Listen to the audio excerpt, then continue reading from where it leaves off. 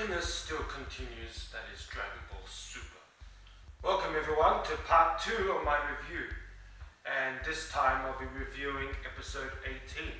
And the reason I call it part 2 is because we pick up with where we left off with Vegeta. You see, if you haven't figured out by now, I'll mostly be covering his spotlights and moments more so than Kakarot and the others.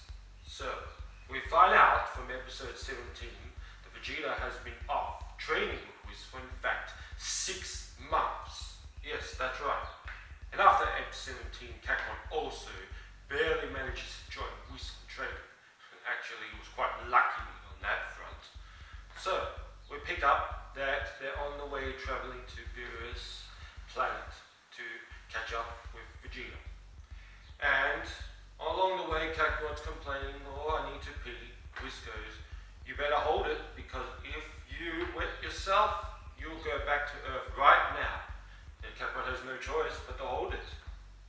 So, in the meantime, Vegeta seems to have sensed that Whis is on his way back. The Oracle Fish goes, "Oh, so you sense God Ki now as well?" And Vegeta just doesn't want to admit one way or another. So Whis and Kakarot arrive. And at first, Kakarot goes, "Whoa, I don't even recognize you, Vegeta. You seem different to when you were back on Earth. Could it be that you're actually stronger than me now?" And at the same time, Vegeta greets Whis, "Welcome back, Whis-sama." And Whis, pretty much, Sama means Lord, so shows Vegeta has great respect for his master and mentor and teacher. So Whis goes, "I trust everything is being taken care of." And also goes, he's pretty much grateful Vegeta came to greet. Anyway, so Kakarot goes, "Oh, what's with that? Maybe I didn't recognize you because of that pink apron." And it's like a pink apron. Vegeta's like, "Oh, why do you look at that?" And pretty much this episode, it goes first back to the good old days being Dragon Ball Z. In fact, Dragon Ball Z, Vegeta at one point needed to wear a pink shirt before actually Frieza returned. Frieza came to Earth because Bulma forced him to wear a pink shirt because his armor was all worn and needed to be washed and all that. So a little choice there. So anyway, Kakarot is all forgotten about needing to pee, pretty much. And Whis goes, "Oh, Kakarot, Goku, don't you need to pee?" And so Kakarot's like, So he goes onto the side of this platform that they're standing on, and he's about to do his stuff. And Vegeta's like, "Ew, bathroom's that way." It's like, "Don't pee there."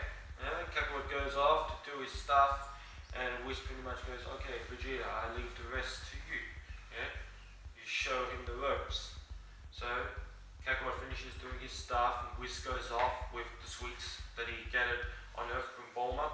And since Beerus is still sleeping, he invites the Oracle Fish to join him instead. And now, we pick up with Vegeta and Kakarot. So they're walking towards, in fact, where Beerus' sleeping chambers are. Kakarot notices, "Oh, what's that snake statue?" Vegeta's like, "Beats me, I don't know." And then Kakarot notices these owly glasses, like, all over the place. And Vegeta goes, "They're alarm clocks, don't touch them or they'll explode." So they reach Beerus' sleeping chamber, and so Vegeta goes, "Alright, we need to change Beerus' sleeping sheets and all that." And then Kakarot thinks, "Oh, is this part of the training?" And Vegeta's like, "No, this is ordinary housework." Because because basically it looks like, they need to earn their keep as part. They need to deserve earning their training from Whis as such. So Vegeta's been doing this on a daily basis, in fact. So Beerus is sleeping, and then it's like, oh, Kakarot gets impatient, loud mouth. Vegeta's like, shh, you wake him up, and if you wake him up, we're both dead, And so it's like, Kakarot's like, oh, what do we do? And it's like, Vegeta's like, we need to wait for our chance. Vegeta's waiting patiently, but Kakarot's like, oh, now? Vegeta's like, not yet.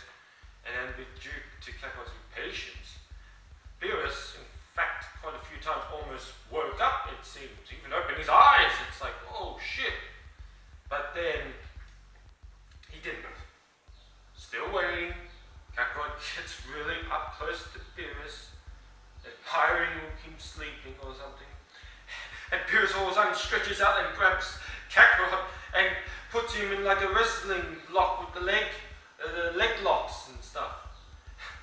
And Kakarot's like, this hurts. And then Vegeta's like, shh.